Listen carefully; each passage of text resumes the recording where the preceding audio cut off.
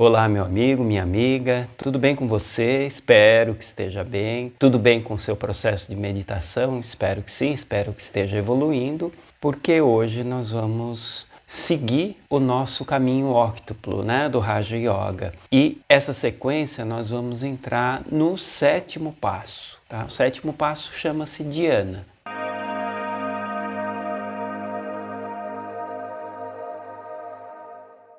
Dhyana nada mais é, ou melhor, é muito significativo. Dhyana é o processo de concentração num nível mais elevado, tá?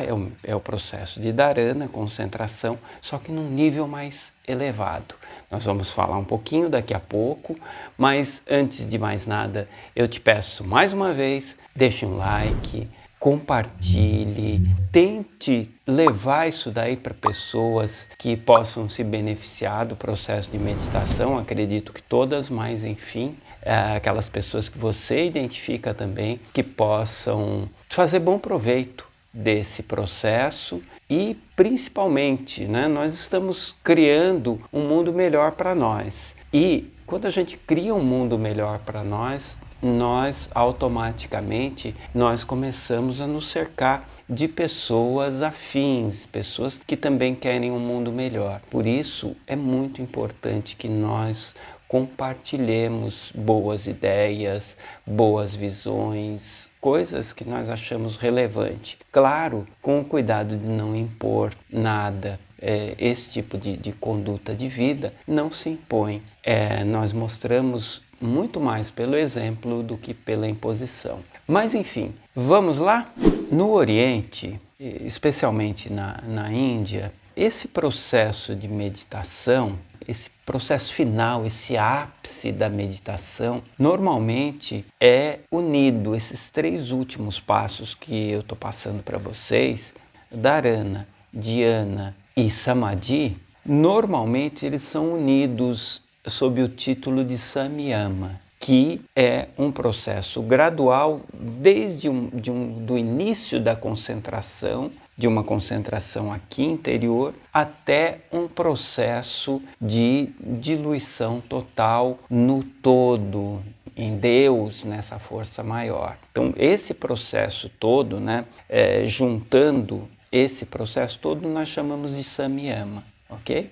Grosso modo, nós podemos considerar esses 3 passos finais que nós estamos passando agora como um alvo. Imagina um alvo, aqueles alvos mais simples. Nós temos aquelas faixas exteriores, aí temos uma faixa intermediária e nós temos um ponto bem central lá que a gente chama de a mosca, de acertar na mosca. Esse Samyama, na verdade, imagine esse alvo, de forma bem didática, imagine esse alvo. Então imagine que essa parte exterior, que é a parte maior, que é a parte mais fácil de acertar, digamos assim, é o nosso Dharana. A parte intermediária, que fica ali um pouco mais central, um pouco mais difícil de acertar, que dá uma pontuação maior, digamos, é Dhyana. E a mosca ali, aquele pontinho,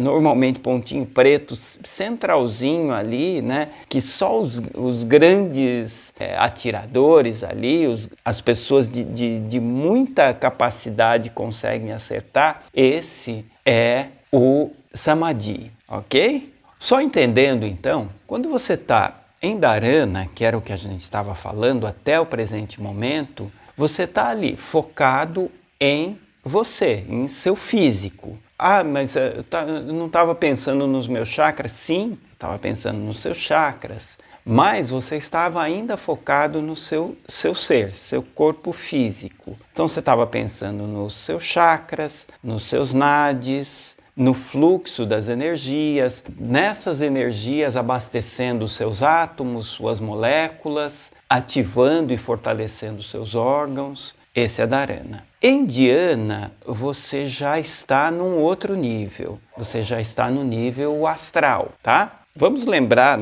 que para os orientais nós temos o universo tem 3 níveis, o nível físico, o nível astral e o nível causal. Então, em Dhyana, agora, nesse momento, você vai partir para o seu nível astral, ok? Em Dhyana, você esquece um pouco do seu ego e passa a viver por uma realização maior, para uma consciência maior. Deixa eu ver se eu consigo ser mais claro. Você não está mais focado em você, você está começando a expandir-se para o mundo que o cerca, ou seja, desenvolvendo uma consciência, uma visão do mundo que o cerca e não mais de si mesmo. Essa faixa de Dhyana é a faixa em que esses grandes homens, essas grandes almas realizam. Nós vemos, né, farta literatura, relatos desses grandes homens. Essas pessoas, né, que nós estamos falando, que fizeram ou fazem coisas sobrenaturais, são pessoas, por exemplo, como Jesus, que andou sobre as águas. Ou como pessoas lá no Oriente que andam sobre brasas, né? Atravessam um tapete de brasas. Isso acontece no Brasil também. Pessoas que atravessam um trecho extenso de brasas vivas e chegam lá do outro lado, muitas chegam lá do outro lado sem queimaduras na sola do pé. Ou, por exemplo, como Francisco de Assis, que dominou, amansou uma fera lá, o lobo de Gúbio. Ele conversou, admoestou o lobo e ele parou de atacar, de incomodar as pessoas. Ou como Daniel, o famoso profeta Daniel, né, que é colocado ali na cova dos leões para ser devorado pelos leões e, na verdade, quando eles vão lá, os leões estão ali no pé de Daniel como se fossem gatinhos mansos. Que poder é esse? Que capacidade é essa? Ou como outros feitos fantásticos, como por exemplo o famoso Pentecostes, que, segundo o relato, línguas de fogo caem sobre aqueles discípulos de Jesus, que eram pessoas comuns, e de repente eles começam a falar outras línguas, e inclusive o relato diz que Pedro falou em uma língua em que cada pessoa que estava lá, tinha pessoas de várias nacionalidades, cada uma entendeu o que Pedro falou na sua língua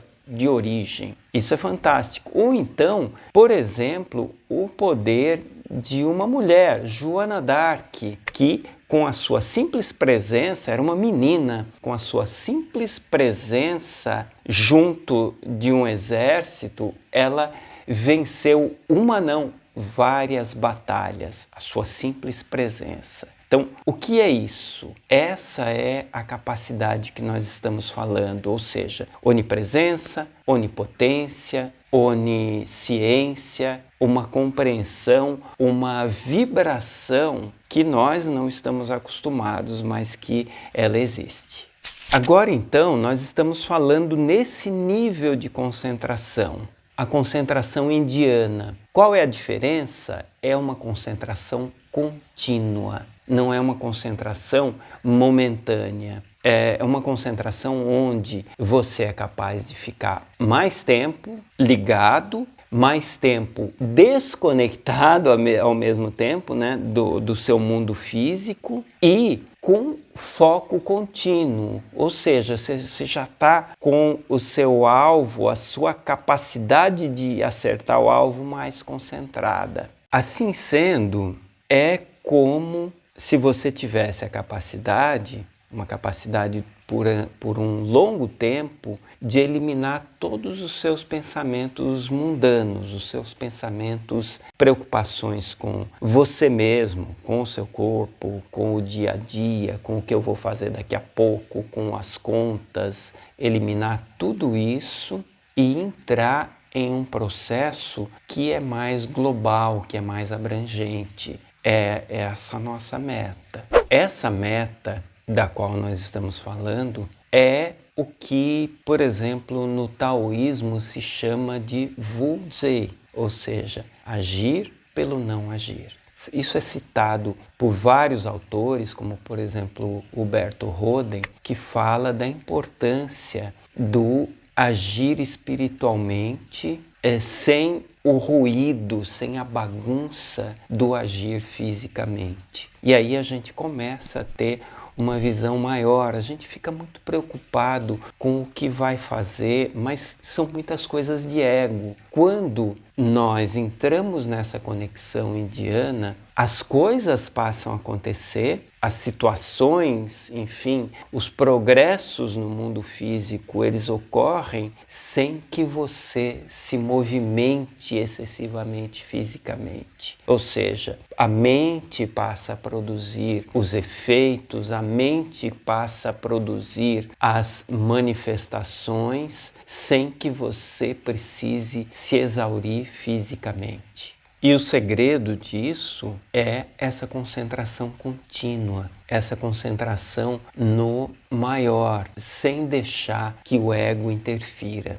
Você não tem dúvidas, você não tem distrações, nada te distrai, você não tem aquela preocupação ou aquela insegurança, existe uma certeza. E é através dessa certeza, dessa firmeza, que você manifesta aquele superpoder na sua mente. Nós sabemos, isso daí você sabe, eu sei, o mundo sabe que uma mente focada, uma mente poderosa é capaz de tudo. Hoje não é mais novidade isso, a própria ciência fala isso. Uma mente poderosa, uma mente focada é capaz de produzir tudo. Mas como produzir isso? Como ter essa mente focada? A mente focada se consegue pelo exercício de dhyana, pela concentração nessa força maior, desde que nós consigamos eliminar todos esses ruídos do nosso dia a dia, da nossa vida. E é esse o convite nesse momento, é esse o momento que nós vamos viver.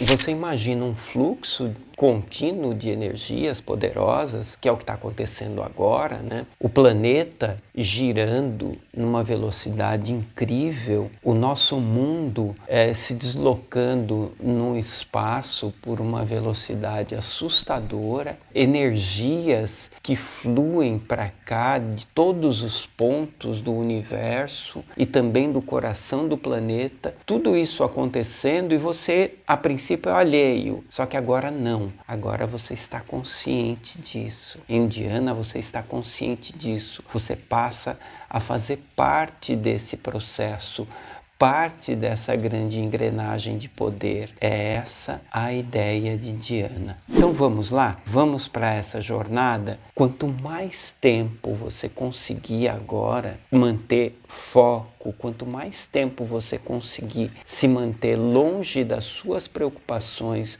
longe das suas ansiedades, longe do seu ego, mais próximo você estará desse grande poder, ok? Boa meditação. Namastê.